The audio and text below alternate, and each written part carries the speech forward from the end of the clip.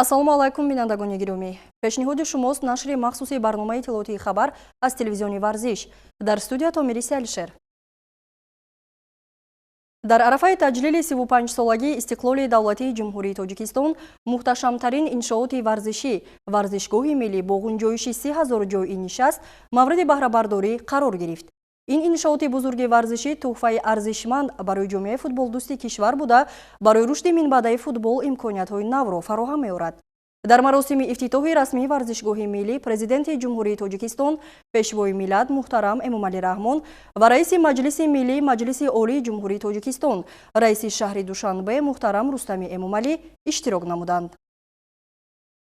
21 август президенти ҷумҳурии Тоҷикистон пешвои миллат муҳтарам Эмомалӣ Раҳмон ва раиси маҷлиси миллӣ Маҷлиси олии ҷумҳурии Тоҷикистон раиси шаҳри Душанбе муҳтарам Рустами Эмомалӣ варзишгоҳи миллии нави пойтахтро мавриди истифода қарор доданд.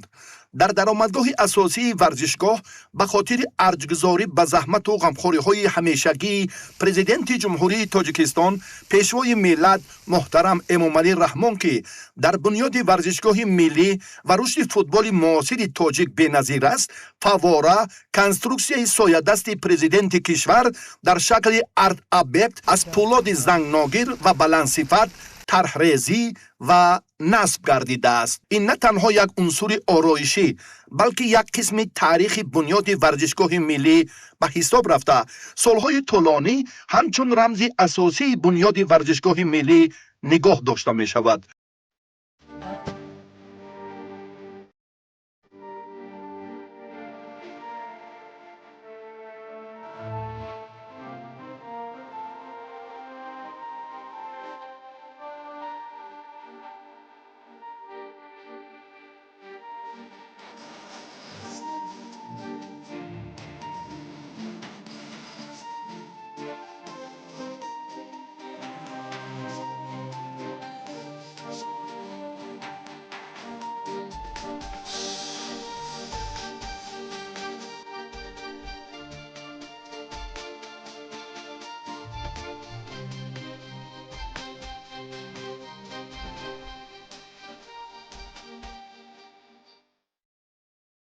иншооти боҳашамати варзишӣ дар майдони 9/5 гектар доман густурда намунаи барҷастаи сохтмони муосири кишварамон ба шумор меравад.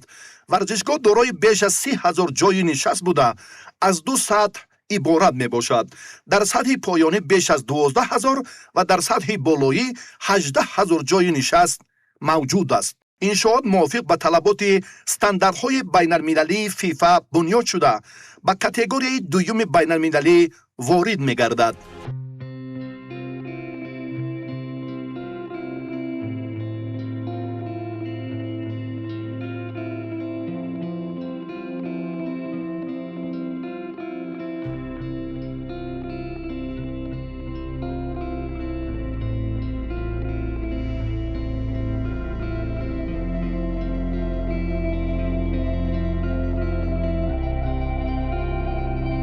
варзишгоҳ бо ин шаҳомат ҳуқуқи қабули бозиҳои сатҳи баланди клубӣ ва мусобиқаҳои байналмилалиро доро мебошад. барои воридшавии бехатари мухлисон варзишгоҳ ба 68 турникети муосир ва электронии байналмилалӣ муҷаҳҳаз шудааст. барои осонии ҳаракат ва идоракунии дуруст бино ба 4 қисми асосӣ тақсим шудааст. сохтори дусатҳаи трибунаҳо маҳз барои амният, пешгирии издиҳом ва зуд баровардани тамошобинон аз рӯи меъёрҳои бехатарии фифа лоиҳакашӣ шудааст.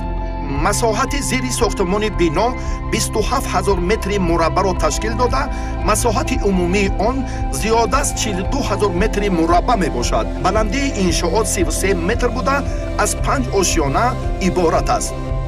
дар маркази варзишгоҳ майдони муосири футбол бо масоҳати 7,140 метри мураббаъ қарор дорад.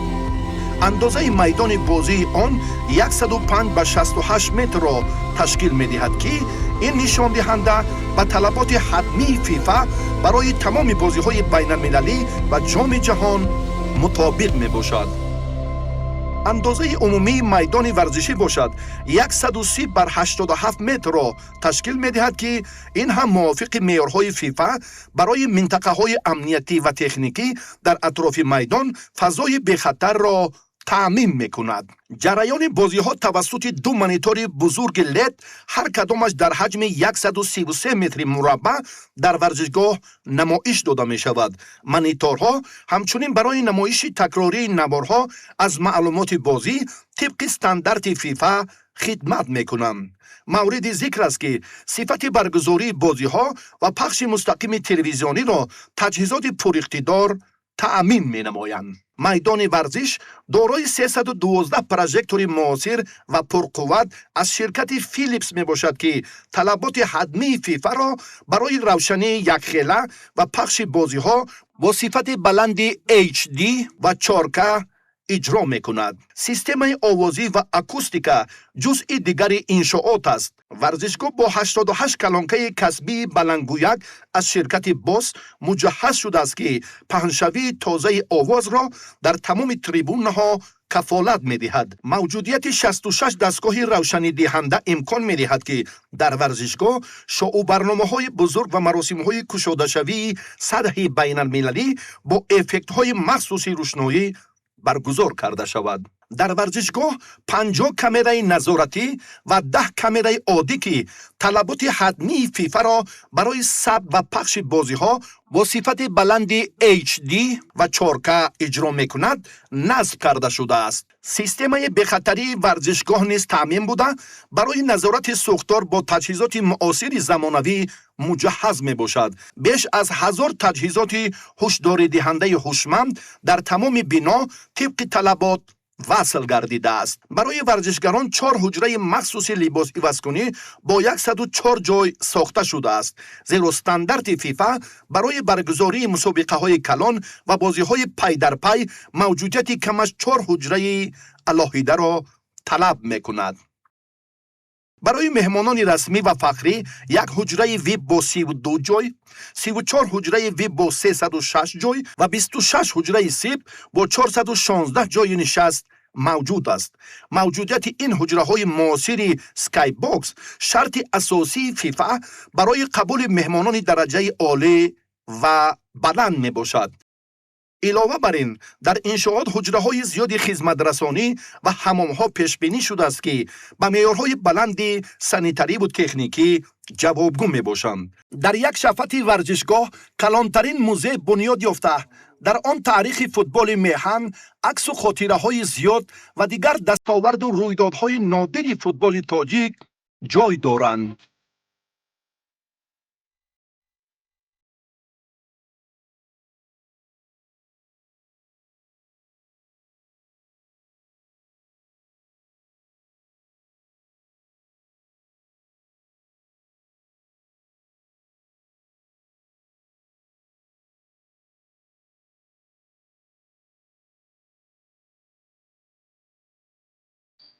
میگویند انسان کوه‌هایی را که میان آنها به دنیا میآید انتخاب نمی‌کند، اما قله‌ای را که باید به آن برسد خود او انتخاب می‌نماید.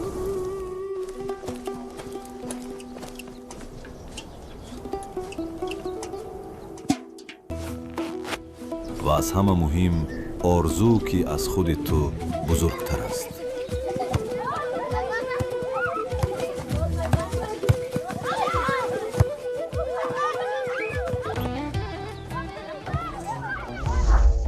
آرزو مرز ندارد، نه در مسافه و نه در وقت.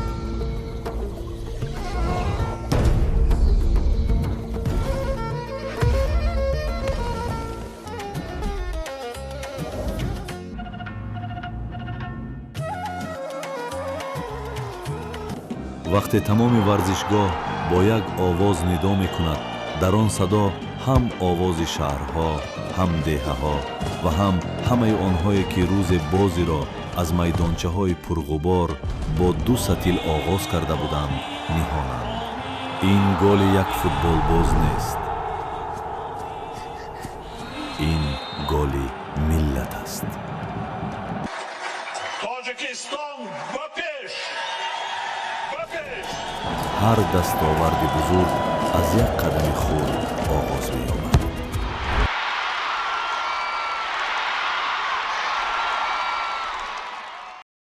намои асосии варзишгоҳи миллӣ аз пеналҳои муосири алюминӣ сохта шудааст. шабона намои бино ба як қисми муҳими симои визуалии варзишгоҳ табдил ёфта, дар он дар маҷмӯъ беш аз 30,000 метр системаи муосири проектсияи медиавӣ насб гардидааст. низоми муосири проектсияи медиавӣ имкон медиҳад ки тасвирҳо, графика ва барномаҳои гуногуни визуалӣ мустақиман дар намои бино нишон дода шавад. варзишгоҳ дорои таваққуфгоҳи васеъ барои зиёда аз 750 воситаи нақлиёт буда, масоҳати сабзкоришуда беш аз 3000 метри мураббаъро бо дарахтони ҳамешасабзу гулубутаҳо ташкил медиҳад. президенти кишвар муҳтарам Эмомалӣ Раҳмон ифтитоҳи варзишгоҳи миллиро ки ба муносибати ҷашни умумии миллӣ 35-солагии истиқлоли давлатӣ бунёд гардид, барои мардуми Тоҷикистон тӯҳфаи арзанда номиданд. бояд гуфт ки варзишгоҳи миллӣ бо шукӯҳу шаҳомат ва зебоии худ камназир аст.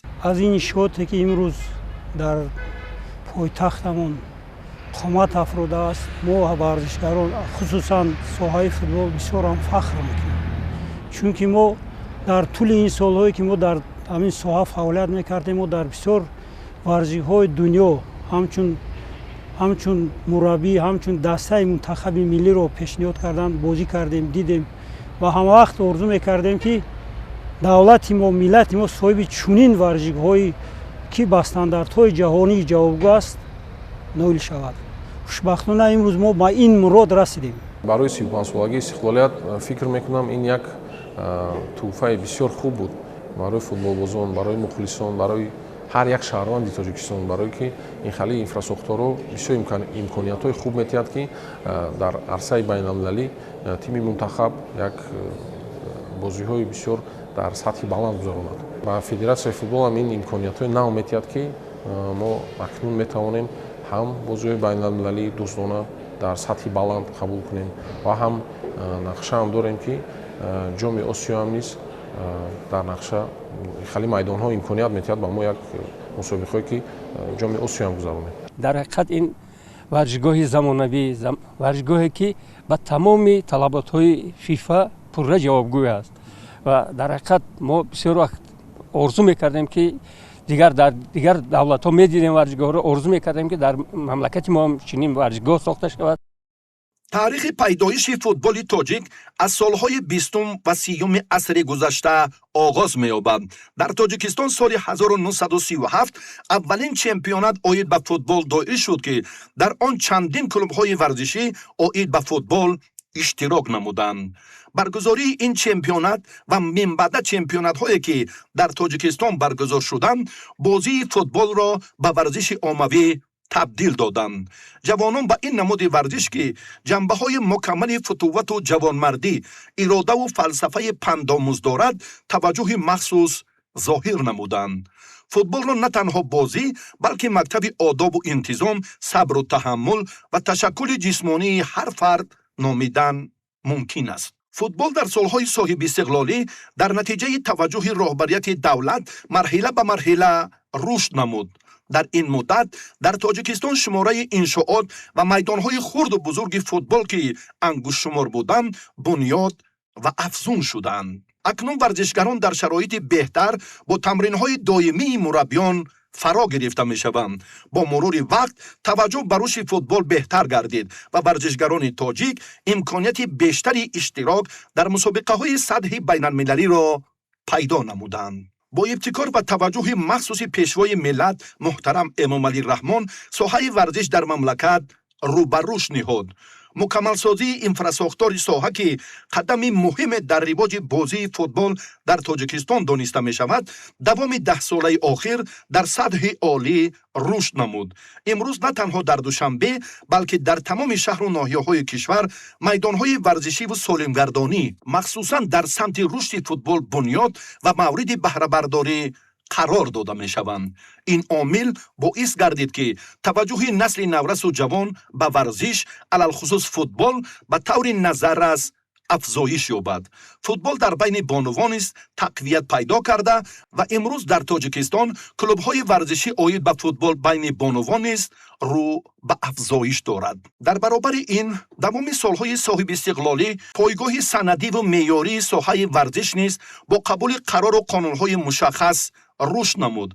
از جمله قانون جمهوری تاجیکستان درباره تربیت جسمانی و ورزش، استراتژی رشد ورزش و طرز حیات سالم، برنامه‌های دولتی رشد فوتبال در 3 مرحله، کنسپسیون ملی انکشاف تربیت جسمانی و ورزش، اینچنین صدها لایحه‌های گوناگون ساحه ورزش و سالمگردانی اهالی روی کار آمدند که این به رشد بی‌میلان ورزش در مملکت زمینه مساعد به میان آورد. همکنون به مناسبت استقبال سزاوار از 35مین سالگرد استقلالیت دولتی جمهوری تاجیکستان، انشاءات محتشم ورزشگاه ملی تاجیکستان موافق به طلبات معیارهای جهانی در پایتخت وطن محبوبمان قامت افراخت. اکنون تاجیکستان را در برابر تشبس‌های سطحی بین‌المللی در مورد آب و اقلیم و صلح و ثبات جهان، همچنین چون تشبسگر سطحی بین‌المللی در سمت رشد فوتبال می‌دانند. طور آگاهی داریم با تشبس رئیس مجلس ملی مجلس عالی جمهوری تاجیکستان، رئیس شهر دوشنبه، پرزیدنت اسوسیاسیون فوتبال کشورهای آسیای مرکزی، پرزیدنت فدراسیون فوتبال تاجیکستان محترم رستم امامعلی، همساله شروع از سال 2024 25 می همچون روز جهانی فوتبال جشن گرفته می شود. نتیجه های همین توجه و دستگیری ها بود که دوام سالهای صاحب استقلالی منتخب فوتبال تا سن 17 ساله تاجیکستان 4 مرتبه به مسابقات باشکوه ترین سیاره چمپیونات جهان راه یافت. تاجیکستان به مکان برگزاری مسابقه های سطح بین المللی کافا تبدیل یافت که دوام 10 ساله آخر بیش از 3 مرتبه میزبان چنین مسابقات سطح بین المللی گردید. برای رشد فوتبال مخصوصا بین کودکان و نورسان از جانب رهبریت کنفدراسیون فوتبال آسیا، فدراسیون فوتبال تاجیکستان به جایزه‌های مخصوص قدردانی شد. در ادامه تدبیرهای سازندگی پیشوای محبوب ملت، ورزشگاه محتشم معاصر امکانیت تاجیکستان عزیز را در میزبانی مسابقه‌های سطح جهانی و مکمل سازی دوستی بین خلق و ملت‌های سیاره باز هم تحکیم خواهد بخشید. من بعد فوتبالبازان تاجیک در این ورزشگاه مطابق با استانداردهای بین المللی به تمرین مشغول گردیده موفقیت‌های خود را افزون می‌نمایند و پرچم دولتی جمهوری تاجیکستان صاحب استقلال را در مسابقه‌های با نفوذ جهانی بالا می‌بردارند. бинандагони азиз, бо пешниҳоди ин матлаб нашри махсуси барномаи иттилоотии хабар аз телевизиони варзиш ба анҷом мерасад. хайр, саломату сарбаланд бошед.